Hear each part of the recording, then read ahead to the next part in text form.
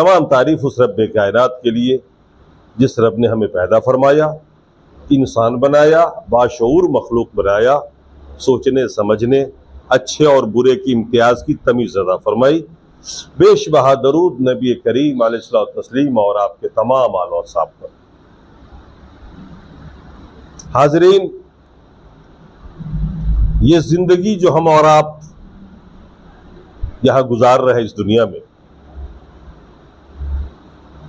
दरअसल ये एक इम्तहान की जिंदगी है, इम्तहान का दौर है जिससे हम और आप सब गुजर रहे हैं। ये दुनिया, ये जाहिरी जिंदगी जो हम और आप गुजार रहे हैं, अल्लाह के रसूल ने इसे कैद खाना फरमाया दुनिया सिजनुल लिल मुमिन, दुनिया मोमिनों के लिए कैद खाना है। जैसे कैदी अपने दायरे में आजाद रहते हैं, खुश रहते हैं, उन्हें भी एक गम रहता है, कैद है, अंदर बंद है, बाहर निकल नहीं सकते। वही सूरत हाल हम लोगों की भी है। हम लोग भी इस दुनिया के अंदर आजाद है, अपने दायरे में खा रहे हैं, पी रहे हैं, जिंदगी गुजर रही है, लेकिन हर एक के साथ टेंशन लगा हुआ रहता है, हर एक अंदर से परेशान रहता है। जो जितना खुशहाल है वो उतना परेशान है, जिसके पास जितना पैसा है वो उतना ही ज्यादा परेशान। ये एक हकीकत है, जैसे गरीब परेशान होता है, एक अमीर भी परेशान रहता है। बस जिंदगी गुजर रही है, यहां कोई खुश नहीं है, यहां कोई बेकार नहीं। ये जिंदगी जो हम जी रहे हैं, इस जिंदगी का मकसद क्या है? हम में से हर फर्द की, जितने भी हम लोग यहां दुनिया भर में हैं, मकसद जिंदगी हमारे लिए दो ही है, माल या औलाद। हम और आप ज्यादा से ज्यादा माल कमाना चाहते हैं, हमारी औलाद ज्यादा से ज्यादा तरक्की करे, पैसे वाला हो, अमीर हो, यह हमारी तमन्ना होती है, और सारी तगोदो इसी के पीछे होती है। ये तमन्ना भी बुरी चीज नहीं है, और ये सोच भी बुरी बात नहीं है, क्योंकि हम और आप इस दुनिया में जिंदगी गुजार रहे हैं, और जिंदगी गुजारने के लिए पैसा तो चाहिए, और अच्छी जिंदगी के लिए अच्छा पैसा चाहिए। हम बूढ़े भी होंगे, हमें सहारे की भी जरूरत होगी, तो औलाद भी चाहिए। वही तो आसाए पीरी है, वही तो बुढ़ापे का सहारा है। लेकिन ये मकसद नहीं होना चाहिए, यह आपकी जिंदगी का मकसद नहीं होना चाहिए। ये चीजें जरूरी हैं, और ये सोचना, इसके बारे में गौर खोज करना या इस पे जद्दोजहद करना भी बुरा नहीं, क्योंकि ये हमारे लिए इसकी जरूरत है। मकान चाहिए, रहना है ना, बारिश से बचना है, जाड़े गर्मी से बचना है, तो मकान तो चाहिए, बुरी बात नहीं। हमने जो सारा हदफ अपना बना लिया, मकसद जिंदगी इसी को बना लिया, ये बुरा है, ये मकसद जिंदगी नहीं है। अल्लाह ने कुरान में फरमाया, अल माल वल बुनून ज़ीनतु हयाती दुनिया, माल और औलाद इस दुनिया में इंसान की जीनत है। आप जब मालदार होते हैं तो आपको एक जीनत माल के जरिए हासिल होती है, एक मुआशरे में आपकी इज्जत होती है, खुशहाल होते हैं, अच्छे खाते पीते हैं। साहिबे औलाद है तो उससे भी खुशी हासिल होती है, वो एक ताकत है, एक लाठी है आपके लिए। लेकिन यह मकसद जिंदगी नहीं, यह हमारी जिंदगी का मकसद नहीं। अल्लाह ने कुरान में हमारी और आपकी जिंदगी का मकसद मुतय्यन फरमाया, और फरमाया, वमा खलक़तुल जिन्न वल इंस इल्ला लियअबुदून। इंसान और जिन्नात को अपनी इबादत के लिए मिले बनाए। दुनिया का हर मखलूक जो भी है, चाहे वो हकीर से हकीर कीड़ा ही क्यों न हो, पतंगा ही क्यों न हो, घास ही क्यों न हो, सब मखलूक है और हर एक का मकसद है, कोई बेमकसद नहीं। भले आप ना जानते हो उसका मकसद क्या है, आपने कभी गौर नहीं किया। आप ये घास फूस जो देख रहे हैं वो आपके लिए बेमाना है। आपके जानवर नहीं खाते घास को, वो घास खा के तो दूध दे रहे हैं, उनका गोश्त बढ़ रहा है जिसे आप गोश्त के रूप में खा रहे हैं। हराम से हराम जानवर जो आपके लिए हराम है वो भी आप ही के काम के लिए अल्लाह ने बनाया, उसका भी कोई काम है, कर रहा है। दुनिया में कोई चीज ऐसी नहीं है जो फालतू हो, बेमकसद और बिला वजह अल्लाह ने पैदा किया हो। और दूसरी बात यह कि अल्लाह ने सारी चीज को आपके लिए बनाया, आसमान, जमीन, चांद, सूरज। और कुरान में फरमाया एक जुमले में, खलक़लकुम मा फिल अर्दि जमीआ, लोगों मैंने तुम्हारे लिए सारी कायनात को पैदा किया। ये हमारे और आपके लिए। मिट्टी भी इसलिए ताकि दरख्त हम लगाए, फल खाए, अनाज लगाए, फल खाए। आसमान की छत भी, उसमें तारे भी, खूबसूरती के लिए। बारिश बरसात भी हमारे और आपके लिए। मकसद कहने का यह है कि अल्लाह ने आपको अपनी इबादत के लिए बनाया। मकसद जिंदगी तो होनी चाहिए इबादत, अल्लाह की रजा हासिल करना। इस दुनिया की महदूद जिंदगी के मुकाबले में एक बड़ी जिंदगी आने वाली है जिसमें आप जिएंगे आखिरत की जिंदगी। ये दुनिया 70-80 साल आपकी उम्र ज्यादा से ज्यादा हो सकेगी, उसके बाद दुनिया हमें से हर फर्द को छोड़ देना है। वो जिंदगी जो शुरू हो रही है दरअसल वो एक लामहदूद जिंदगी है, उसकी कोई इंतहा नहीं।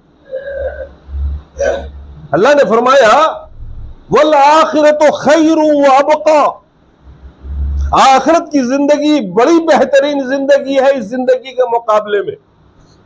ये जिंदगी टेंशन की जिंदगी है, परेशानी की है। हर एक के साथ कोई ना कोई गम लगा हुआ है, हर एक के साथ कोई ना कोई बीमारी लगी हुई है, हर आदमी परेशान है। लेकिन आखिरत की जिंदगी इसके मुकाबले में बेहतर इसलिए है कि वहां कोई टेंशन नहीं, वहां कोई बीमारी नहीं, वहां कोई गम नहीं,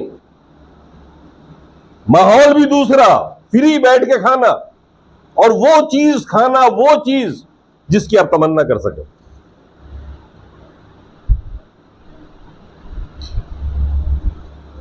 अल्लाह ने हमें दो जिंदगी दी है, एक महदूद जिंदगी है और एक लामहदूद जिंदगी है। ये महदूद जिंदगी परेशानियों की जिंदगी, इम्तिहान का दुनिया, कैद खाने में हम, और इसके मुकाबले में जो दूसरी जिंदगी शुरू हो रही है वो लामहदूद भी है, उसमें कभी अख्ताम भी नहीं है, उसमें मौत को ही ज़बह कर दिया जाएगा, हमेशा हमेशा आप जिंदा रहेंगे, वहां टेंशन भी नहीं है। और ये सब कब होगा? जब इस दुनिया को आप बामकसद तरीके से गुजार लेंगे, जब यहां अल्लाह की इबादत करके उसकी रजा हासिल कर लेंगे और जिस मकसद के लिए उसने पैदा किया है उस मकसद को आप पा लेंगे, तो वो जिंदगी आपकी खुशहाल जिंदगी हो।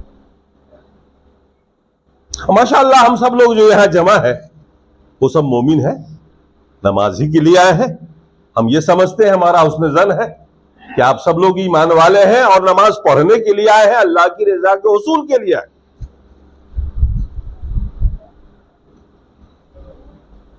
इसमें भी कोई शक नहीं है कि जो आदमी नमाज पढ़ रहा है, रोजे रख रहा है, जो ज़कात कर रहा है, वो अच्छे नहीं है, बुरे हैं? नहीं, सब अच्छे लोग। हो सकता है आप यहां नमाज में पढ़ते हो, घर में जाके पढ़ते हो, हम आपके बारे में ये ख्याल भी नहीं कर सकते कि आप बेनमाजी हैं। हम सोच भी नहीं सकते आप झूठ बोलते हैं। हम सोचते हैं सारे मोमिन हैं, बाअखलाक होंगे, सब अच्छा होगा। हम पूछना ये चाहते हैं कि जिस तरह से हमने माल की हिफाजत की, औलाद की हिफाजत की इस दुनिया में, और कर रहे हैं ना, रात दिन औलाद आपके सामने में, या गायब है तो टेलीफोन रोज आप कर रहे हैं, तरक्की कैसे करेगा उसका ख्याल है, बुरी सोहबत में ना पड़ जाए, उसकी सेहत खराब ना हो। माल की हिफाजत और औलाद की हिफाजत ये दोनों चीज हमारे और आपके लिए सर्वोपरि होती है, सबसे ऊंची होती है।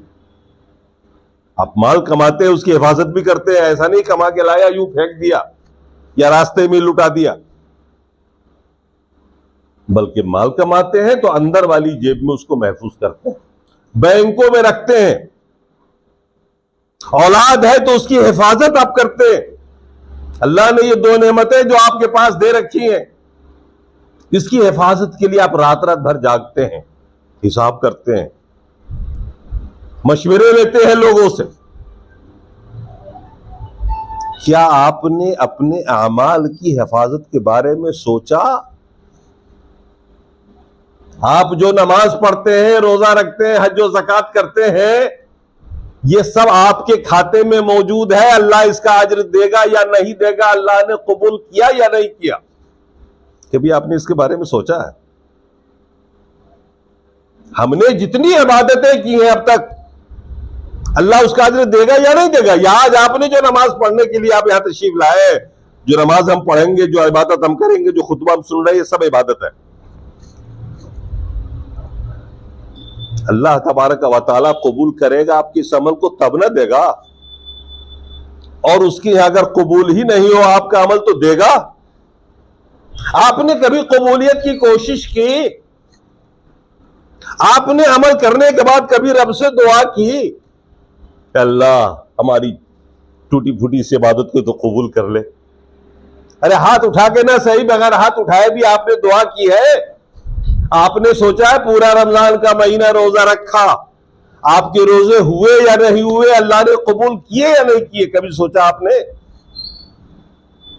कभी हम मुसलमान नहीं सोचते। हम तो ये समझते हैं कि आए, ये फॉर्मेलिटी है जो हमने पूरी की, ये 2 रकत 4 रकत जो नमाज मुतय्यन है आपने पढ़ी, वही चीजें पढ़ी जो बताई भी गई है, दिल कहीं और है। आपने सजदे किए, पढ़ा और निकल गया बाहर। आपको लगता है कि आपकी इबादत आपके बगैर दुआ किए कबूल कर ली जाएगी? हजरत इब्राहिम, हजरत इस्माइल अलैहिस्सलाम को अल्लाह ने हुक्म दिया कि दुनिया के बीचों बीच मेरा एक घर तैयार करो जिसकी तरफ उठ करके सारी दुनिया के लोग एक किबला बना करके नमाज पढ़ेंगे। और उस दौर में जबकि कोई जराए नहीं थे, बाप बेटे ने मिलकर पत्थर को काटा, तराशा, और कितनी मुशक्कत से वो खाने काबा बनाया था। आप अंदाजा नहीं लगा सकते। आज की तरह इंजीनियर नहीं था, पैसे निकाले, ऑर्डर दिया, ईंट आ गई, सीमेंट और ये और वो सारा जमा हो गया, मिस्त्री काम कर रहा है, बैठ के तमाशा देख रहे हैं। बहुत मुश्किल काम था। बाप बेटे खुद लेबर, खुद मजदूर, खुद मेहमान, और उस दौर का जो पत्थर था, तराशने का कोई बड़ा जरिया नहीं था, मशीनें नहीं थी, उठा उठा के दीवार बनाई, खाने काबा बनाया। और रब से दोनों ने दुआ की, बाप और बेटे ने, रब्बना तकब्बल मिन्ना इन्नका अंतस समीउल अलीम व तुब अलैना इन्नका अंतत तव्वाबुर रहीम। खुदावंदा, कारसाजा, इस अमल को कबूल कर ले अल्लाह, जो तुम्हारे कहने पे हमने अमल किया और जो ये काम किया है, ये हमारा टूटी फूटी हमने बनाई जैसी तैसी, एक मरकज बनाया पूरी दुनिया के लिए, अल्लाह तू इस अमल को कबूल कर ले। दुआएं की, हम पूरा पूरा अमल करते चले आ रहे हैं, लेकिन कभी इसकी फिक्र नहीं होती कि मेरा रब कबूल कर रहा है कि नहीं कर रहा है, हमारे रुकू को, हमारे सुजूद को, हमारी इबादतों को। और यह कि हम अपने अमाल की हिफाजत करें कि वो खाते में बनी रहे, ताकि कल क़यामत के दिन अल्लाह तबारक व तआला इसे कबूल करके इसका अज्र दे। नमाज़े पंजगाना पढ़ने वाले भी इसकी फिक्र नहीं करते। जुमा वाले को छोड़िए, रोजा रखने वाले भी इसकी फिक्र नहीं करते, ज़कात देने वाले भी फॉर्मेलिटी, ये लो, उसे फिक्र नहीं है कि अल्लाह ने कबूल किया कि नहीं किया। हज करने वाले हज करके आ जाते हैं और उन्हें पता भी नहीं होता है कि हम हज की कबूलियत के लिए दुआ करें कि ना करें, और अल्लाह ने किया कि नहीं किया उसके लिए वो सोचते भी नहीं। ये लापरवाही। माल की तो बड़ी हिफाजत आप करते हैं, औलाद की बड़ी हिफाजत आप करते हैं, इबादत की हिफाजत कब शुरू होगी? अल्लाह ने कुरान, अल्लाह के रसूल ने फरमाया हदीस के अंदर, इन्नल्लाह ला यंजुरु इला सुवरिकुम, अल्लाह तेरी सूरत को नहीं देखता, न वो देखेगा दुनिया में। रात दिन हम जिसको संवारते हैं, जिसकी हिफाजत हम सबसे ज्यादा करते हैं, दिन भर में 10 बार आईने में देखते हैं, बड़े बड़े आईना लगा के रखते हैं। अल्लाह ताला कह रहा है कि हम तेरी सूरत को नहीं देखते। वो क्यों देखेगा भाई? आपकी सूरत को बनाने वाला वो खुद है। किसने बनाया आपके चेहरे को? आप बहुत हसीन है, किसने बनाया उसको हसीन? रब ने बनाया ना। वो हैरत से देखेगा क्या? उसे हैरत होगी? हैरत किसे होती है? हम जब देखते हैं कि नई चीज आई है जो कभी नहीं देखा था, हैरत होती है, अरे कैसे बनाया? हवाई जहाज कभी नहीं देखा, जिसने जाके दिखाई हवाई जहाज, वो हैरत में डूब जाएगा, ये कैसे बनाया, कैसे उड़ जाता। उसे हैरत होगी क्या आपको देख करके? अरे बनाया ही उसी ने। वला इलाज सादकुम, वो आपके जिस्मों को नहीं देखता, जिसको आपने तगड़ा बना रखा है, ताकतवर बना रखा है, और जिस पे आपको नाज है, मैं बड़ा सेहतमंद हूं, ताकतवर हूं। अल्लाह नहीं देखता। क्यों? सेहत तो उसी की दी हुई है, ये जिस्म भी तो उसी का बनाया हुआ है। अपने ही मखलूक को वो हैरत के ताज्जुब की निगाह से देखेगा? ये उसकी अता है जो हम सेहतमंद है या हम खूबसूरत। वला इला अमवालिकुम, और न वो आपके माल को देखता है कि आप कितने मालदार हो। क्यों? माल तो उसी ने दिया हुआ है ना। इन्नल्लाह हुर्रज़्ज़ाक़ु ज़ुल क़ुव्वतिल मतीन, अल्लाह ही तो देने वाला ताकतवर है, जिसको जो चाहता है देता है। अल्लाह ने कुरान में फरमाया, यर्ज़ुक़ु मन यशाअ बिग़ैरि हिसाब, जिसे चाहता है बेहिसाब देता है। वो उसकी निगाह में ये नहीं कि आप बहुत इबादत गुजार हैं इसलिए आपको माल दे देगा। उसकी ये भी कानून नहीं है कि ये बड़ा पढ़ा लिखा है इसलिए इसको दे दिया जाए, ये बड़ा पहलवान है इसलिए इसको दे दिया जाए। नहीं, वो जिसे चाहता है, उसका मेरी मर्जी। मैं जाहिल को दे दूं, बेवकूफ को दे दूं माल, पढ़े लिखे को गरीब बना दूं, नमाज पढ़ने वाले को भूखा रखूं, वो कहता मेरी मर्जी है। यर्ज़ुक़ु मन यशाअ बिग़ैरि हिसाब, उसकी यह कानून नहीं चलता कि वो कानून के हिसाब से चलेगा कि ये डिग्री मिली है इसके पास इसलिए इसको इतना दे दो। नहीं, वो जिसको चाहता है, वो जाहिलों को भी बेहिसाब देता है, यहां तक कि अपने ना मानने वालों को देता है, शिर्क करने वालों को बेहिसाब दिए हुआ है।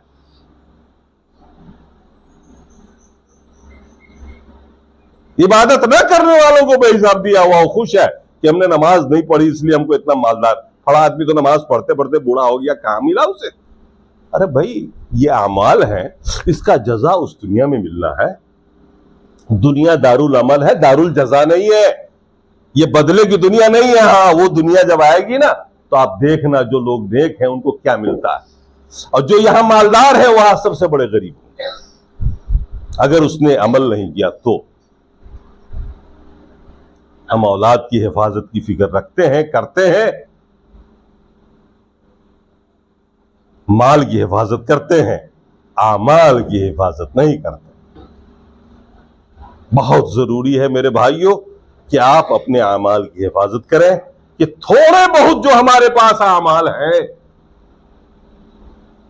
हम उसकी हिफाजत करें। आप जो आए हैं नमाज के लिए जमा हुए, इबादत के लिए, अल्लाह की रजा के लिए, आप दुआ करें कि रब इस इबादत को तो कबूल कर ले। कैसे कबूल हो उसके लिए तगदो करें, कोशिश करें, दिल लगाएं, और उन चीजों से रुकें जो आपके आमाल को बर्बाद कर देते हैं, जिसकी वजह से आपका अमल खत्म हो जाता है। 4 चीजें ऐसी हैं, 4 गुनाह ऐसे हैं जिनसे आपका किया हुआ अमल बिल्कुल बर्बाद हो जाता है और आप नुकसान में पड़ जाएंगे। कल क़यामत के दिन कुछ नहीं मिलेगा आपको। 4 ऐसे अमल जिनको जानना जरूरी है, याद रखना जरूरी है और समझना जरूरी है, ताकि अल्लाह की जो भी आप इबादत कर रहे हैं थोड़ा बहुत, आप उन 4 गुनाहों से या उन 4 चीजों से बचें, ताकि आपके अमाल महफूज हों। और कबूलियत के लिए आप दुआ करें कि अल्लाह ताला कबूल कर ले, आपके अमल को जगह दे दे रजिस्टर में, और उसका जजा या उसका बदला कल क़यामत में अल्लाह ताला दे। उसमें नंबर 1 पे आता है शिर्क।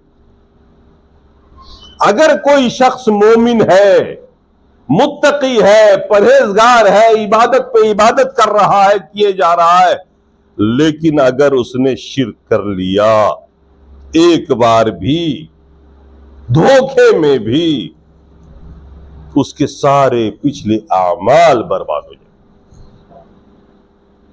अल्लाह ने कुरान में फरमाया, वलक़द ऊहिया इलैका व इलल लज़ीना मिन क़ब्लिक लइन अशरकत लयहबतन्न अमलुक व लतकुनन्न मिनल खासिरीन। अपने प्यारे नबी को मुखातब करके कह रहा है, अल्लाह के रसूल को कह रहा है, ये बात है रसूल मैंने पहले भी वही भेज दी है। वलक़द ऊहिया इलैका, ये बात बतौर वही, हुक्म, फरिश्ते के द्वारा आप तक पहुंचाई जा रही है। और आपसे पहले जितने नबी हुए, हजरत आदम से लेकर आखिरी नबी तक, सबको इस बात की वही कर दी गई थी।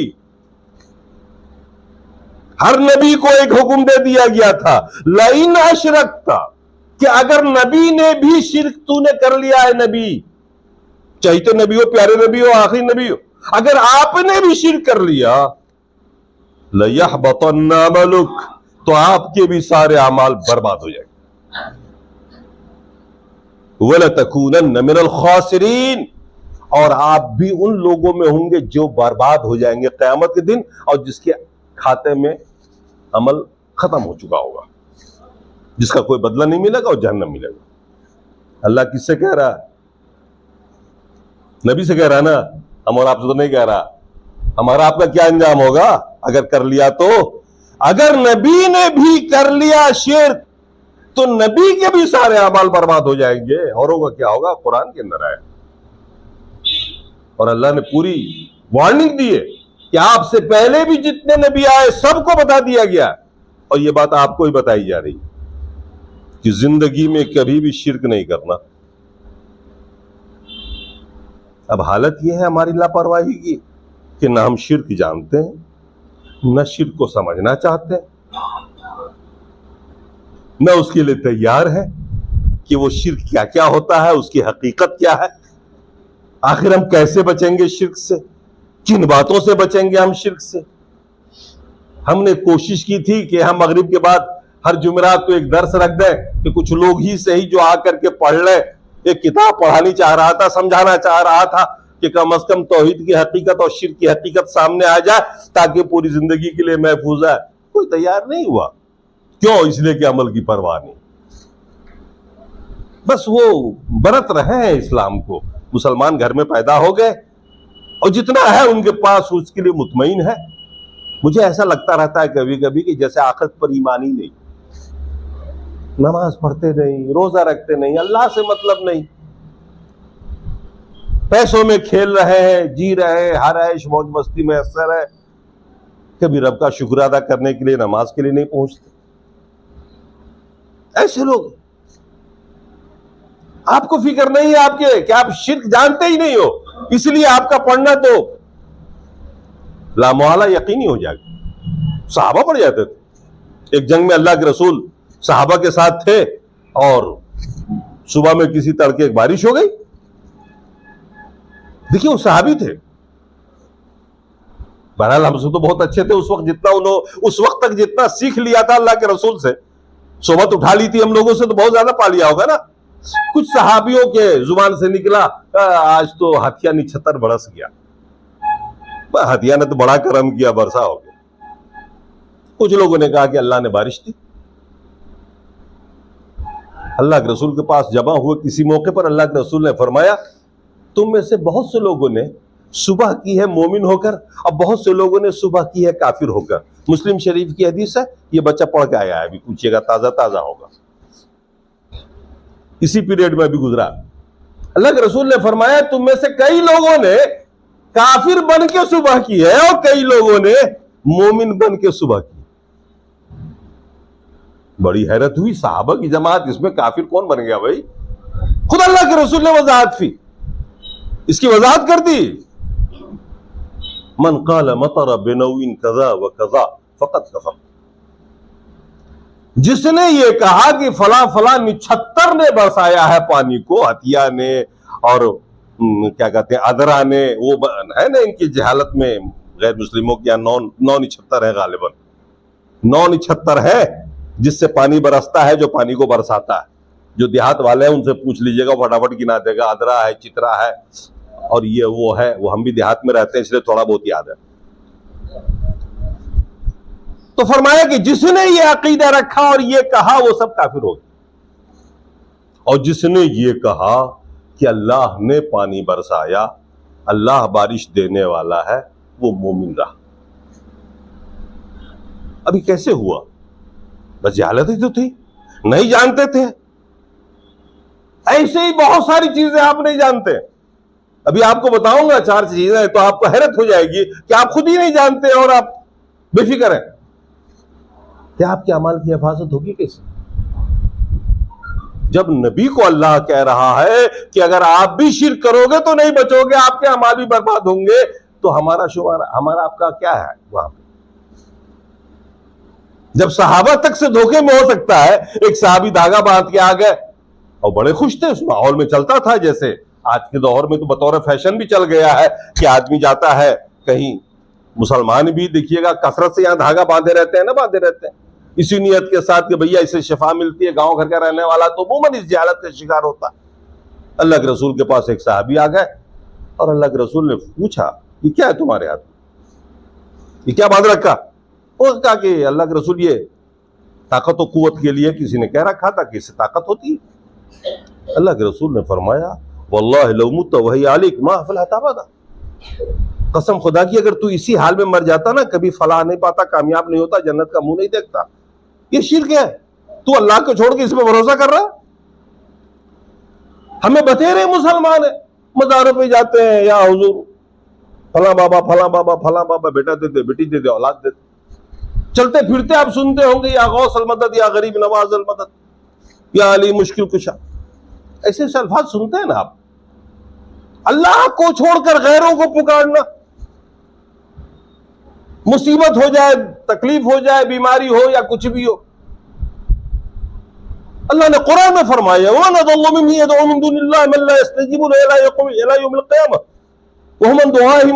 उससे बड़ा गुमराह कौन होगा? अल्लाह ने फरमाया, वमन अदल्ल, उससे बड़ा गुमराह कौन होगा जो अल्लाह को छोड़कर गैरुल्लाह को अपनी मुसीबतों में पुकार रहा, उससे दुआएं कर रहा। मल्ला यस्तजीबु लहु इला यौमिल क़ियामा, जो क़यामत तक भी उसकी पुकार को न सुन सकता है न जवाब दे सकता है। एक मरा हुआ इंसान एक कब्र में लेटा हुआ है, आपने मजार बना दिया है उसका, वो अंदर आपकी बात को सुन रहा है क्या? कि मेरा एक मोतक़िद, मेरा एक मुरीद बाहर परेशान हाल है, सुन सकता है, वो जवाब दे सकता है, वो आपकी मदद कर सकता है। बेचारा अपनी ना कर सका, सड़गल के बराबर हो गया, वो आपकी क्या कर लेगा? और आप पुकारे जा रहे हो उसको। शिर्क है। अल्लाह ने फरमाया, मुझसे मांगो मैं दूंगा।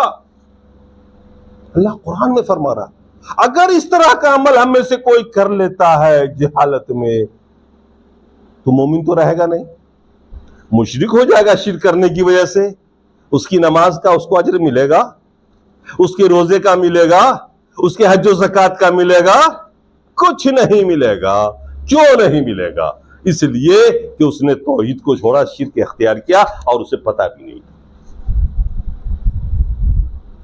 तो ये पहला सबसे बड़ा गुनाह है जिसकी वजह से हमारे सारे पिछले अमाल बर्बाद हो जाएंगे। मकसद ये है कहने का कि अगर आप नमाज पढ़ते हैं, दीनदार हैं, दीन पर चलते हैं, आपके पास खाता है तो उसकी हिफाजत कीजिए, बिल्कुल उससे ज्यादा करिए जितनी हिफाजत अपने माल की करते हैं और जितनी हिफाजत अपने औलाद की करते हैं या मकान की करते हैं। अल्लाह तबारक व तआला हमें और आपको कहने सुनने से ज्यादा समझने और अमल करने की तौफीक अता फरमाए। इंशाअल्लाह बकिया बातें आइंदा हफ्ते होंगी। अक़ूलु क़ौली हाज़ा वस्तग़फ़िरुल्लाह ली व लकुम व लिसाइरिल मुस्लिमीन। बारकल्लाहु लकुम।